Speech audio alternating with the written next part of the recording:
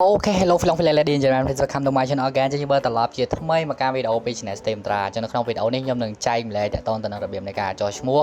រៀនតាមរយៈកម្មវិធី e-school Cambodia ដែលគេទើបតែផុសប្រហែលជាប្រហែលម៉ោងមុននេះតទៅនឹងការរៀនវាអស់លុយដោយសារតែអ្នកនរគ្នាពេលដែល download ទៅគឺមានគេឆ្ងល់ច្រើនណាស់មិនគិតថា load ចេញ$100 $100 $80 យ៉ាងទៅអូខេអញ្ចឹងហើយគឺឥឡូវនេះខាង page e-school បានតម្លាក់នៅលេខកូដសម្រាប់អ្នកសិក្សារៀនសូត្របាទគឺកូដហ្នឹងគឺមានពីដណ្ដប់ខ្ទង់ព្រោះគឺគេចាប់ដើមបរៀនតាំងពីថ្នាក់ទី1រហូតដល់ថ្នាក់ទី12អូខេ so អញ្ចឹងមុននឹងចូលដល់វីដេអូអ្នកដែលមកថ្មីដែលបន្តចុច subscribe កុំភ្លេចចុច subscribe ម្នាក់មួយហើយកុំភ្លេចចុច share ចែកម្លែកតគ្នាផងដើម្បីឲ្យយើងថាគ្នាយើងបានរៀនអស់គ្នាតាមរយៈកម្មវិធី e-school ហ្នឹង so អញ្ចឹងកុំឲ្យខាតពេលយូរអញ្ចឹងជំហានដំបូងគឺថាយើងត្រូវតែទាញយកវាពីក្នុងកម្មវិធី Play Store ឬក៏ App Store អ្នកប្រើ iPhone ចូលទៅក្នុង App Store ទៅហើយអ្នកប្រើ Android ចូលទៅក្នុង Play Store ទៅហើយបន្តមកទៀតយើង search ពាក្យថា e-school Cambodia បាទឬក៏ e-school ធម្មតាក៏បានបាទបន្តមកទៀតអ្នកទាំងអស់គ្នាគ្រាន់តែធ្វើការដំឡើងកម្មវិធី e-school ដែលមាន logo អក្សរ អក្សរ e ហ្នឹងបាទអញ្ចឹងដោយសារតែខ្ញុំបានដំឡើងហើយហ្នឹងហើយអញ្ចឹងវាចេញពី open អញ្ចឹងយើងគ្រាន់តែចុចយក open មកអូខេតមកទៀតវានឹងចេញមក logo e-school Cambodia ហើយវាចូលទំព័រដើមហ្នឹងហើយអញ្ចឹងអ្នកនរគ្នាប្រកាសជាឆ្ងល់ចុះលុយ$100 ច្រើនម៉េះអញ្ចឹងហើយគឺដំបូងយើងត្រូវតែចុះឈ្មោះសិនអ្នកនរគ្នាបាទបើយើងមានគណនីហើយគឺយើងចុចយកកន្លែងចូលគណនីបើយើងនៅទេបាទចុចឈ្មោះទីនេះមកតាមថាខ្ញុំចុះឈ្មោះហើយបាទអញ្ចឹងខ្ញុំសាកវាយលេខទូរស័ព្ទ share card ខ្ញុំសិនហើយយើងបង្កើតពាក្យសម្ងាត់មួយនៅក្នុងហ្នឹងអញ្ចឹងខ្ញុំសូមសរសេរសិនអូខេឥឡូវយើងវាយលេខទូរស័ព្ទនិងលេខសម្ងាត់ហើយអញ្ចឹងខ្ញុំសូមបញ្ជាក់ម្ដងទៀតគឺលេខកូដខាងលើនេះនិងខាងក្រោមនេះគឺត្រូវតែដូចគ្នាហើយយើងចុច tick កន្លែងនេះមួយមកហើយយើងចុចពាក្យថាចុះឈ្មោះដោយសារតែលេខទូរស័ព្ទហ្នឹងខ្ញុំចុះឈ្មោះហើយមិនដឹងមិនមកទេឥឡូវយើងចុចឈ្មោះសិនទៅ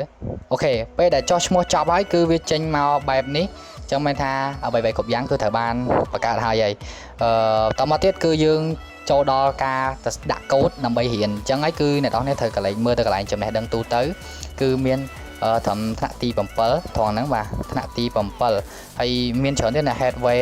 ណែតែគាត់ថាវាអត់មានតាក់ទងអីហ្នឹងទេអូខេតមកទៀតគឺយើងចូលទៅក្នុងកន្លែងថ្នាក់រៀនយើងត្រូវរៀនយើងមើលកន្លែងនេះឥឡូវគេហៅថាកន្លែងនេះថ្នាក់ទី12ថ្នាក់ទី11បើយើងថ្នាក់ទី11យើងចុចទៅឥឡូវខ្ញុំមានថ្នាក់ទី12 so អញ្ចឹងគឺយើងចុចទៅលើហ្នឹងទៅផ្លុច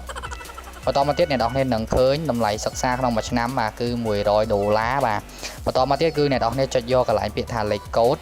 ហើយតមកទៀតអ្នកនរគ្នាគ្រាន់តែជ្រើសរើសសាលារៀនយើងសិនដែលយើងរៀនអញ្ចឹងយើងចុចលើកន្លែងនេះជប់បោះបង់សិនយើងចុចកន្លែងនេះបាទចុចតំណឹងមកហើយយើងជ្រើសរើសខេត្តក្រុងសិនអញ្ចឹងខ្ញុំនៅអំពេញមកភ្នំពេញហើយតមកទៀតវាឲ្យយើងរើសសាលាអញ្ចឹងមាន ACE មានអីអញ្ចឹងហើយឈ្មោះសាលាខ្មែរយើងគឺនៅខាងក្រោមអញ្ចឹងខ្ញុំដើររកសិនគឺខ្ញុំរៀននៅចាក់រ៉ែនេះបាទហ៊ុនសែនចាក់រ៉ែអញ្ចឹងពេលដែលយើងជ្រើសរើសឈ្មោះសាលាដែលអ្នកនរគ្នារៀនចប់ហើយគឺអ្នកនរគ្នាត្រូវវាយលេខកូដអញ្ចឹងនៅត្រង់លេខកូដហ្នឹងគឺសម្រាប់អ្នកដែលរៀនថ្នាក់ទី12គឺគេវាយអក្សរស្អីគេខ្ញុំភ្លេចបាត់ហើយបាទអ្នកនរគ្នាមើលទៅលើ screen កន្លែងខាងលើហ្នឹងទៅដែលខ្ញុំដាក់ឲ្យអ្នកទាំងអស់គ្នាហ្នឹងបាទអញ្ចឹងចំពោះថ្នាក់ទី12គឺលេខកូដ E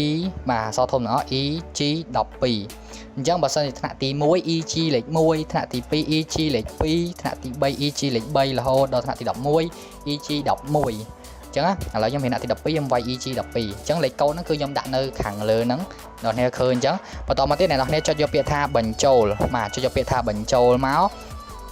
បន្តមកទៀតគឺអ្វីៗគ្រប់យ៉ាងត្រូវបានបញ្ចប់គឺអញ្ចឹងហើយគឺវាមានបែបហ្នឹងវាលោតចេញអញ្ចឹងបាទអញ្ចឹងយើងរៀនថ្នាក់ទី12យើងចុចក្រោមនេះមកបាទចុចផ្លុចមកគឺតម្លៃហ្នឹងគឺ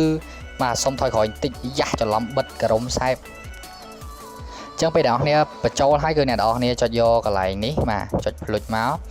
អ្នកនេះរៀនទីម៉ានអ្នកនេះចុចហ្នឹងទៅហើយនៅហ្នឹងគឺមានច្រើនមុខវិជ្ជាមានដូចជាគីមីវិទ្យាបាទមានជីវៈមានគណិតអីចឹងទៅជីវៈមានគ្រូ2គ្រូប្រុសគ្រូស្រីចឹងទៅហើយលោកគ្រូនេះគឺខ្ញុំឃើញគាត់បរៀនបោះក្រសួងបោះអីដែរទេបាទគឺពួកគាត់បាទបរៀននៅក្នុង YouTube បោះក្រសួងដូចជា website បោះក្រសួងដូចគ្នាដែរទេអញ្ចឹងជាឧទាហរណ៍ថាខ្ញុំចង់រៀនជាគណិតព្រោះខ្ញុំឆ្លាញ់គណិតអញ្ចឹងយើងចុចយកគណិតមួយមកតមកទៀតគឺគេនឹងចេញមកដូចជាមេរៀនបាទឧទាហរណ៍មេរៀន Pro Palipite អីបាទមិនដឹងទេដឹងអីខ្លះទេបាទតើតើនឹងសម័យការ differential បាទអស់ទៅក្រោមទៀតមេរៀនស្អីខ្លះបាទអង្គតេក្រាមិនកំណត់ កំណត់មិនកំណត់អីបាទគឺមេរៀនទី12ចំពោះមេរៀនទី11គឺយើងមានផ្សេងវាបែបទៀតទៅអញ្ចឹងតមកទៀតទីហោថាឥឡូវជាឧទាហរណ៍ណាខ្ញុំចុចមើលមួយចុះអញ្ចឹងវានឹងចេញជាវីដេអូបរៀនយើងហើយយើងចុចយកពាក្យថា allow មកហ្នឹងហើយអញ្ចឹងនេះគឺវីដេអូគេបង្រៀនអញ្ចឹងខ្ញុំមិនអាច play បានទេបើថាអ្នកនរគ្នាចង់ប្រើប្រាស់ចង់រៀនចង់អីគឺ